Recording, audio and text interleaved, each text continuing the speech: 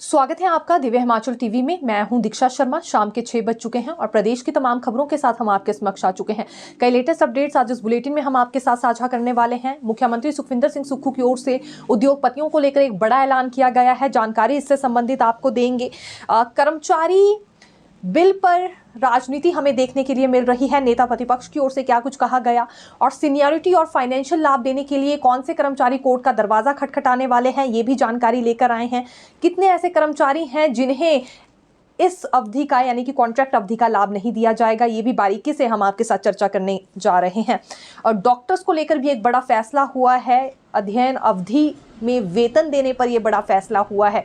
जानकारी लेकर आए हैं और ऊना से एक बड़ी अपडेट निकलकर सामने आई है, जहां पिता और पुत्र की मौत हो गई है, गोलियां बरसाई गई जमीनी विवाद के चलते। ये भी अपडेट हम आपके साथ साझा करने वाले हैं।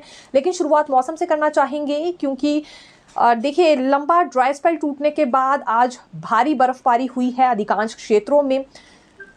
सिरमौर, कुल्लू, किन्नौर, लाहौल स्पीति, शिमला में जमकर मेघ भी बरसे और बर्फबारी भी हुई। मैदानी इलाकों में भी देखिए मेघ बरसे हैं। अभी 26 दिसंबर तक मौसम इसी तरह से खराब बना रहेगा। बारिश बर्फबारी को लेकर अलर्ट जारी किया गया है। हालांकि जो लोअर डिस्ट्रिक्ट्स हैं, जैसे ऊना, कांगड़ा की बात करें तो वहां बूंदाबांदी ही होगी, लेकिन मध्य पर्वतीय क्षेत्रों में और ऊंचे पर्वतीय क्षेत्रों में ज़रूर यहां बर्फबारी होने वाली है। भारी बर्फबारी को लेकर अलर्ट जारी किया गया है। लेकिन राहत भरी बात यह है कि लंबा ड्राई स्पेल टूटा है। हालांकि कुछ रोज पहले भी देखिए बर्फबारी तो हुई थी, लेकिन इस तरह से नहीं थी और शिमला में तो हल्के फाहे ही गिरे थे। लेकिन अब शिमला वासियों की उम्मीदें भी पूरी हुई हैं और व्हाइट क्रिसमस मनाने की आड़ में एडवांस बुकिंग का सिलसिला शुरू हो गया है। होटल्स में तकरीबन 95% तक की ऑक्यूपेंसी जा पहुंची है। ये होटलियर्स की ओर से जानकारी दी गई है। अभी क्योंकि अगले 2 दिन फिर मौसम को लेकर यही अलर्ट जारी हुआ है कि बारिश बर्फबारी का सिलसिला जारी रहने वाला है और इसी चाह से पर्यटक यहाँ पहुंचते हैं कि व्हाइट क्रिसमस मनाने के लिए उन्हें मिले, सफ़ेद नज़ारा शिमला का देखने के लिए मिले, या ऊपरी क्षेत्रों का रुख भी करते हैं तो इसी सफ़ेद नज़ारे के चलते इस सीज़न में आते हैं। तो ये मनोकामना इनकी इस बार पूरी हुई है और किसान बागवानों के चेहरे भी खिल गए हैं। यानी कि कुल मिलाकर आज का दिन काफी ज्यादा एंजॉय किया गया है पर्यटकों की ओर से, क्योंकि एक्सपेक्टेड नहीं था इतनी ज्यादा भारी बर्फबारी हो जाएगी। ऊपरी क्षेत्रों में भी भारी बर्फबारी हुई है और शिमला में भी यही हालात बने रहे। शिमला के जाखू में 3 इंच तक बर्फबारी दर्ज की गई है। इसी तरह से कुफरी में 4 इंच बर्फबारी दर्ज की गई है। महासू में भी 4 इंच बर्फबारी दर्ज की गई है और नारकंडा में 5 इंच बर्फबारी दर्ज की गई थी। दोपहर के समय तक बर्फबारी का सिलसिला जारी रहा। ऊपरी क्षेत्रों में अभी भी हल्का हिमपात दर्ज किया जा रहा है। तो मौसम सुहावना भी हुआ है, ड्राई स्पेल भी टूटा है और बारिश बर्फबारी का बेसब्री से इंतजार हो रहा था। लेकिन इसी बीच आवाजाही काफी ज्यादा मुश्किल हो गई है। तकरीबन अभी भी 100 के करीब वाहन फंसे हुए बताए जा रहे हैं और 90 सड़कें प्रभावित हो गई हैं। सबसे ज्यादा शिमला ग्रामीण में 15 सड़कें प्रभावित हैं। फिसलन क्योंकि इन सड़कों पर हो जाया करती है। इसी तरह से 3 नेशनल हाईवेज भी बहुत बुरी तरह से प्रभावित हैं और इन नेशनल हाईवेज के किनारे में बसेज और छोटी गाड़ियां फंसी हुई हैं। हालांकि ये 300 गाड़ियां फंसी हुई थी, 200 रेस्क्यू कर दी गई है शिमला पुलिस की ओर से। जैसे खड़ा पत्थर की जानकारी दे, नारकंडा की दे, तो वहां पर जरूर पुलिस की ओर से इन गाड़ियों को रेस्क्यू किया गया है। लेकिन 100 वाहन अभी भी फंसे हुए बताए जा रहे हैं। इस हालत में फंसे हैं कि जब तक वहां बर्फबारी पिघल नहीं जाती है उन्हें निकालना खतरे से खाली नहीं होगा। Shimla Narkanda national highway, Theog Rohru national highway और ठियोग चौपाल हाईवे पर तकरीबन 90 से ज़्यादा सड़कें वाहनों के लिए बंद हो गई हैं। 300 से ज़्यादा बसें और छोटे वाहन फंसे थे। लेकिन जैसा कि हमने कहा 200 गाड़ियां रेस्क्यू ज़रूर कर ली गई है, लेकिन 100 वाहन अभी भी फंसे हुए बताए जा रहे हैं। अब आवाजाही अपर शिमला के लिए किस तरह से हो रही है आपको जानकारी देते हैं, क्योंकि वाया नारकंडा, रामपुर और किन्नौर के लिए बसेज नहीं भेजी जा रही हैं। ये सुन्नी और लुहरी के द्वारा ही वहाँ पर बसेज भेजी जा रही हैं, यानी कि वाया सुन्नी और लुहरी ये बसेज जा रही हैं। चौपाल और रोडू में जो बसेज गई थी वहीं फंस गई हैं। रोडू से दिल्ली के लिए बस भेजी गई थी, लेकिन बीच रास्ते में फंस गई, जिस वजह से रोडू बस डिपो उसे वापस जाना पड़ा। तो हालात कुछ ऐसे हैं। हालांकि अपर शिमला से अभी संपर्क पूरी तरह से कट गया है। बीच में वाहनों को लेकर भी स्थिति ठीक नहीं है और सड़कों को लेकर भी स्थिति ठीक नहीं है। फिसलन काफ़ी ज़्यादा हो गई है और 4 से 5 इंच तक भी वहाँ पर बर्फबारी हुई है और ये बर्फ़ जम गई है, जिस वजह से अभी साफ भी नहीं की जा रही है, क्योंकि कॉन्टिन्यूसली बर्फबारी का सिलसिला जारी है। तो ये अपडेट अभी निकलकर सामने आई है। आवाजाही को लेकर हमने जानकारी दी है। शिमला ग्रामीण के 15 रूट अभी बंद बताए जा रहे हैं और इन रूट से अपर शिमला के लिए भी रास्ता था। लेकिन वही बात है कि संपर्क अभी कट गया है। किन्नौर और लाहौल स्पीति में भी यही जानकारी सामने आई है। अधिकतर सड़क मार्ग बंद है और पर्यटकों को अभी फिलहाल ट्रैकिंग के लिए ना जाने की सलाह ही दी जा रही है, क्योंकि इस दौरान रेस्क्यू फिर पर्यटकों को करना पड़ता है। तो अपडेट और आंकड़े अभी यही कहते हैं। चंबा की जानकारी दे तो वहां पर ट्रांसफार्मर ठप बताए जा रहे हैं, बिजली गुल हो गई है। सबसे ज़्यादा बिजली की समस्या इस दौरान चंबा में ही देखने के लिए मिलती है। बागवानों के लिए लेकिन राहत है, क्योंकि शुभ संकेत एक तरह से कृषि बागवानों के लिए ये रहे हैं। अब जैसे कि 3 से 4 फसलों की बात करें, सेब, नाशपाती, चेरी, बादाम, ये चिलिंग आवर्स इन फसलों का अभी से ही शुरू होने वाला है, जल्दी शुरू हो जाएगा। ड्राई स्पेल टूटा है, अब तो देवी देवताओं के द्वार जाना अपर शिमला में लोगों ने शुरू कर दिया था। उनकी फसलें प्रभावित हो रही थी, ड्राई स्पेल नहीं टूट रहा था, बारिश बर्फबारी नहीं हो रही थी। ये जो तापमान में अब गिरावट आई है, ये फसलों के लिए काफ़ी अच्छी साबित होने वाली है। तो होटलियर्स के साथ साथ किसान बागवान भी काफ़ी ज़्यादा खुश नजर आ रहे हैं। लेकिन शिमला में स्केटिंग सेशन से जुड़ी भी एक और जानकारी देना चाहेंगे। मॉर्निंग और इवनिंग, देखिए दोनों सत्रों में स्केटिंग सेशंस करवाए जा रहे हैं, लेकिन आज सुबह नहीं हो पाए। कारण ये है कि टेम्परेचर उस तरह का नहीं बन पाया था। देखिए अगले दिन जब बर्फबारी होनी हो तो तापमान में काफ़ी बदलाव आ जाता है, टेम्परेचर उस तरह का नहीं रहता है और कोहरा काफ़ी ज़्यादा स्ट्रांगली जमा होना चाहिए स्केटिंग करने के लिए। लेकिन सुबह के दौरान स्थिति ऐसी नहीं थी स्केटिंग हो सके, इस वजह से नहीं ये सेशन हो पाया। हालांकि दोनों सत्रों में इन दिनों ये सेशंस हो रहे थे और बर्फबारी के आसपास इसी तरह का टेम्परेचर बन जाता है जिसमें स्केटिंग करना काफ़ी मुश्किल है। लेकिन इससे पहले पर्यटकों की ओर से भी खूब मनोरंजन लिया जा रहा था स्केटिंग का। 300 रुपये इसके लिए फ़ीस देनी होती है और मॉर्निंग इवनिंग में किसी भी उम्र के लोग ये स्केटिंग सेशंस का लुत्फ़ उठा सकते हैं। तो ये जानकारी स्केटिंग सेशन से जुड़ी हम आपके लिए लेकर आए थे, क्योंकि शिमला में ये प्राकृतिक स्केटिंग रिंक है। ये प्राकृतिक तौर पर दरअसल वहाँ बर्फ़ जमाई जाती है। जब कोहरा पड़ता है तो पानी पूरी तरह से शीशे के तौर पर रूप ले लेता है और उसी के ऊपर नन्हे मुन्हे बच्चों की ओर से भी स्केटिंग की जाती है और बड़े बुजुर्ग सभी पहुँचते हैं। नशा तस्कर की गिरफ्तारी हुई है, ये चंबा का मामला बताया जा रहा है।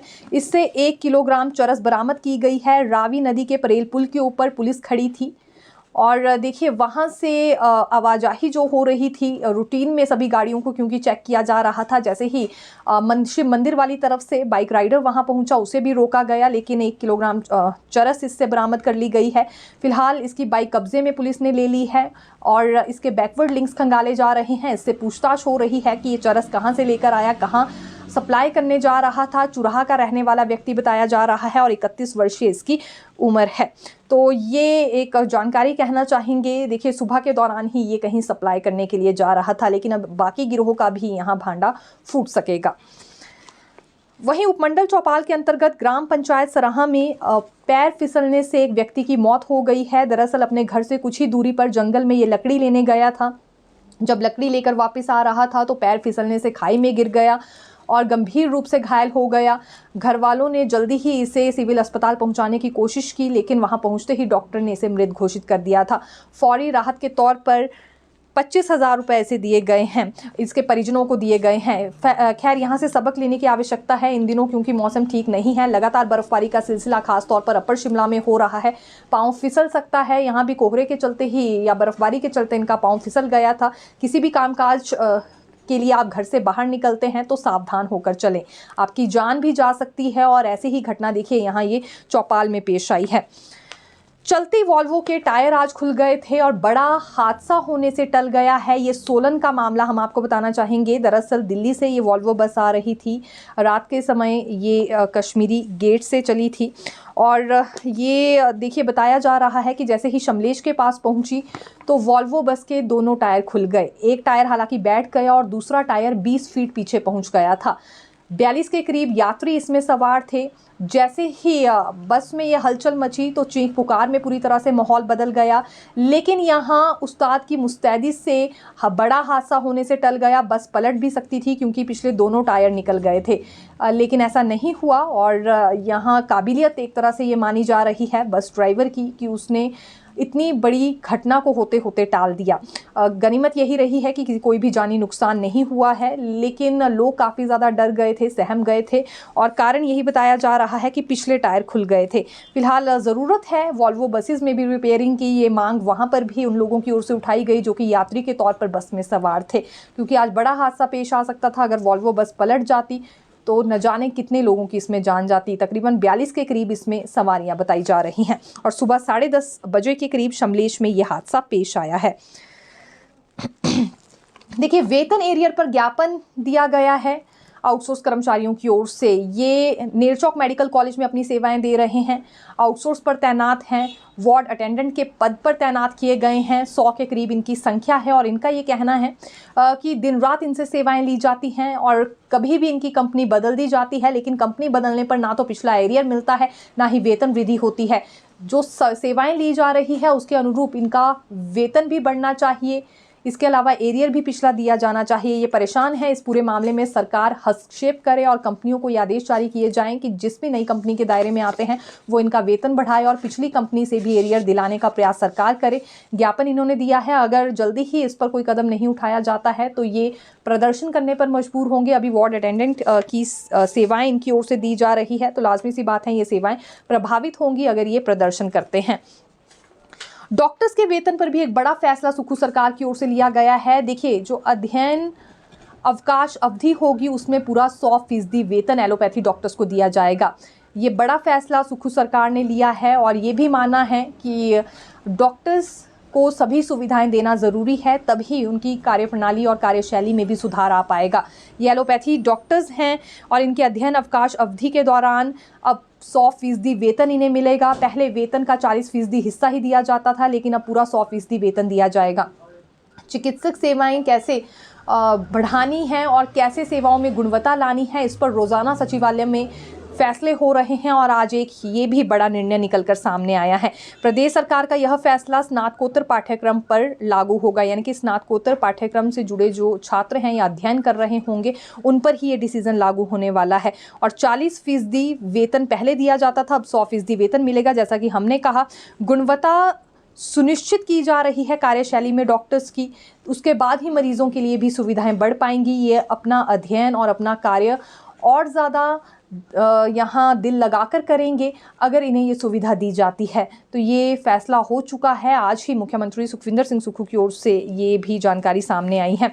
कांग्रेस देखिए प्रदर्शन करने वाली है अगले कल सभी जिलों में। हिमाचल प्रदेश में कांग्रेस की ओर से प्रदर्शन होगा क्योंकि कांग्रेस के वरिष्ठ नेता राहुल गांधी पर एफआईआर दर्ज की गई है और आज ही यहां प्रेस वार्ता बुलाई गई थी पूर्व सांसद और कांग्रेस प्रदेश अध्यक्ष प्रतिभा सिंह की ओर से और राष्ट्रीय प्रवक्ता कुलदीप सिंह राठौर की ओर से। उनका ये कहना था राहुल गांधी पर एफआईआर हुई है, बेवजह दर्ज कर दी गई है। अभी हाल ही में एक मामला सामने आया था जिसकी वीडियो भी वायरल हुई थी। भाजपा सांसद के सिर पर चोट लग गई थी और भाजपा सांसद का कहना था कि राहुल गांधी ने उनके साथ धक्का मुक्की की, जिसके बाद एफआईआर उन पर दर्ज हुई। इस एफआईआर को वापस लिया जाए, राहुल गांधी को फंसाने की कोशिश हो रही है, ये कांग्रेस का मानना है। और कांग्रेस का ये भी कहना है कि पहले तो यहाँ दूसरी पार्टीज पर ही निम्न स्तर की बयानबाजी की जाती थी केंद्र सरकार की ओर से, लेकिन अब तो बाबा भीमराव अंबेडकर को भी नहीं बख्शा जा रहा है। जिस तरह की टिप्पणी केंद्रीय गृह मंत्री ने उन पर की है उसे जल्द से जल्द वापस लिया जाए। जब तक ये टिप्पणी वापस नहीं ली जाएगी कांग्रेस की ओर से आंदोलन जारी रहने वाला है। इसीलिए अगले कल शिमला में भी और शिमला समेत अन्य जिलों में भी प्रदर्शन होने वाला है कांग्रेस की ओर से और इसका ये विरोध करने वाले हैं। एफआईआर को भी वापस लिया जाए और अपने शब्दों को भी केंद्रीय गृह मंत्री अमित शाह वापस ले, ये मांग इनकी ओर से रखी जाएगी। देखिए, मुख्यमंत्री सुखविंदर सिंह सुक्खू की ओर से वन रक्षक भर्ती को लेकर आज एक बड़ी अपडेट दी गई है। मुख्यमंत्री का ये कहना है कि वन मित्र भर्ती हो गई है, तकरीबन 2061 के करीब पद भरे गए हैं मेरिट के आधार पर। इसके बाद 200 पद वन रक्षकों के भी भर दिए जाएंगे। प्रगति पर यह भर्ती भी है। वन संरक्षण को लेकर कुछ कदम उठाए जा रहे हैं, कैसे वन संपदा की सुरक्षा हो सकती है, इसीलिए भर्तियों का सिलसिला तेज किया जा रहा है। इतना ही नहीं, उन्होंने ये भी माना है कि 2021 की तुलना में 2023 में तकरीबन 55 वर्ग किलोमीटर बढ़ा है दायरा वन क्षेत्र का भी, यानी कि वन क्षेत्र लगभग 55 वर्ग किलोमीटर तक बढ़ा है और आगे इसे और ज़्यादा बढ़ाया जाएगा। इसके लिए 18,000 लोगों को त्वरित अग्निशमन बल में पंजीकृत किया गया है। अब इनकी भी कुल संख्या 60,000 के करीब हो गई है। तो नए नए कदम उठाए जा रहे हैं। साथ ही साथ वन विभाग के अधिकारियों को ये भी निर्देश जारी किए गए हैं कि ऐसे पौधों का रोपण किया जाए वन में जो कि औषधीय गुण रखते हों या फलदार पौधे हों, ये भी बढ़ाए जाएंगे। तकरीबन 60% तक ये फलदार और औषधीय पौधे उगाने का निर्देश दिया गया है मुख्यमंत्री सुक्खू की ओर से। वन संरक्षण करना है, वन संपदा को लूटने से बचाना है, क्योंकि कई बार ये तंज कसते आए हैं मुख्यमंत्री जयराम सरकार पर कि उस वक्त वन संपदा को लुटाया गया है, लेकिन वर्तमान सरकार हरगिज़ नहीं होने देगी। और तो और अब यहाँ पर देखिए वन क्षेत्र का दायरा भी बढ़ाने की कोशिश हो रही है और कैसे और ज़्यादा गुणवत्ता लाई जा सकती है वनों में, जैसे कि ऐसे पौधारोपण करके फलदार पौधा लाके या औषधीय पौधों को उगाकर, इस पर भी कोशिश कायम है वर्तमान सरकार की ओर से। अब आना चाहेंगे कर्मचारियों के बिल में। देखिए यहाँ कर्मचारियों की ओर से कई तरह के सवाल उठाए जा रहे हैं। अभी हाल ही में शीतकालीन सत्र के दौरान जो बिल पारित किया गया है, बिल में ये स्पष्ट कर दिया गया है कि कॉन्ट्रैक्ट अवधि का लाभ नहीं दिया जाएगा, ना सीनियरिटी का लाभ मिलेगा और ना ही अन्य फाइनेंशियल लाभ कॉन्ट्रैक्ट में मिलेंगे। तो कर्मचारियों की ओर से सवाल ये उठा है कि वो कर्मचारी जो कि 2003 में अपॉइंट हुए थे, लेकिन वो भर्ती 2002 में ही होने लग गई थी, यानी कि विज्ञापन 2002 में जारी कर दिए गए थे, कॉन्ट्रैक्ट पॉलिसी आने से पहले ही प्रोसेस शुरू हो गया था, उन्हें इसमें रिलैक्सेशन मिलेगी या नहीं। कुछ एक ऐसे मामले भी सामने आए हैं कि 2002 में विज्ञापन जारी हो गए थे, तब से ही प्रोसेस शुरू हुआ था, लेकिन फिर पॉलिसी बनने के बाद या पॉलिसी के आसपास ही वो अपॉइंट किए गए। तो ये कर्मचारी अब रिलैक्सेशन मांग रहे हैं। हालांकि ऐसे कर्मचारियों को रिलैक्सेशन मिलती है या नहीं देखना होगा। सरकार ने एक तर्क अपना ये रख दिया है कि 2003 में कॉन्ट्रैक्ट पॉलिसी आई थी और इस पॉलिसी के बाद जितने भी लोग अपॉइंट हुए हैं उनके लिए ये बिल लागू किया जा रहा है। उन्हें कॉन्ट्रैक्ट अवधि का कुछ भी नहीं मिलेगा, फिर चाहे वो कोई भी फाइनेंशियल लाभ हो या सीनियरिटी हो। लेकिन कर्मचारियों का तर्क ये है कि जिस वक्त पद विज्ञापित किए गए थे और उन्होंने अप्लाई किया था, ऐसी कोई पॉलिसी नहीं थी और इस पॉलिसी के बारे में भी उन्हें जानकारी नहीं थी। और 2003 के बाद भले ही वो अपॉइंट हुए हों, लेकिन उनका भर्ती प्रोसेस तो पहले ही शुरू हो गया था। खैर, इस तर्क में भी इतना ज़्यादा दम तो हमें नज़र आ नहीं रहा है, लेकिन कर्मचारी ज़रूर रिलैक्सेशन की मांग यहाँ कुछ एक उठा रहे हैं। दी जाती है छूट या नहीं, ये देखना रोचक रहने वाला है। दूसरी ओर इस पूरे मसले में खुलकर राजनीति हो रही है। नेता प्रतिपक्ष जयराम ठाकुर का ये कहना है कि विपक्ष ने विरोध जताया, लेकिन उसके बावजूद भी इस बिल को पारित कर दिया गया। ये सरकार कर्मचारी हितैषी हो ही नहीं सकती है। ओपीएस की आड़ में यहाँ वोट बैंक की राजनीति खेली गई। अब ओपीएस दे दी गई, लेकिन बाकी सारे हक छीने जा रहे हैं। ये उचित नहीं है। इसका विपक्ष अभी भी विरोध करता है और सदन में भी विरोध किया गया, लेकिन मेजॉरिटी का फायदा उठाते हुए कांग्रेस की सरकार ने इस बिल को पारित कर दिया है। नए नए पेज फंसाते हुए कर्मचारियों का गला घोटने की कोशिश की जा रही है, ये भी नेता प्रतिपक्ष की ओर से आज मंडी में कहा गया है और कई सवालिया निशान इन्होंने फिर इस बिल को लेकर उठाए हैं। लेकिन बिल तो पारित हो गया है और इसमें गौर किया जा रहा है उन्हीं कर्मचारियों पर जो 2003 पॉलिसी के बाद अपॉइंट हुए हैं।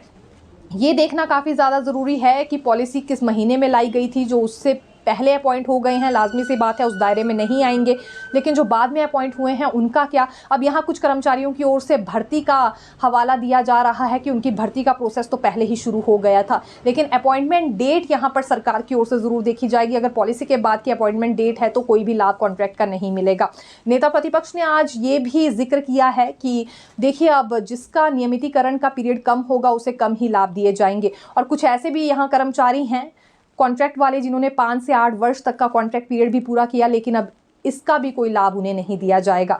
ये 14 से 15 केस पहुंचे थे कोर्ट में, जिन्होंने कोर्ट का दरवाज़ा सिर्फ और सिर्फ यही लाभ उठाने के लिए खटखटाया था, लेकिन उन्हें भी अब डर सता रहा है। शिक्षा विभाग में बहुत से ऐसे केस हैं जिन्हें लाभ दे दिया गया है कॉन्ट्रैक्ट पीरियड की अवधि से, लेकिन अब डर रहे हैं। ये डर उन्हें सता रहा है कि कहीं रिकवरी तो नहीं हो जाएगी। अगर 2003 के बाद अपॉइंट हुए होंगे, 2003 की पॉलिसी आने के बाद अपॉइंट हुए होंगे, तो रिकवरी का डर सताना लाजमी सी बात है।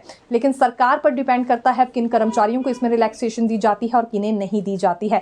नेता प्रतिपक्ष जयराम ठाकुर ने सिर्फ कर्मचारियों के बिल का मामला नहीं उठाया है, उनका ये भी कहना है कि जो संशोधन किया गया है वो भी गलत है, ये नहीं होना चाहिए था।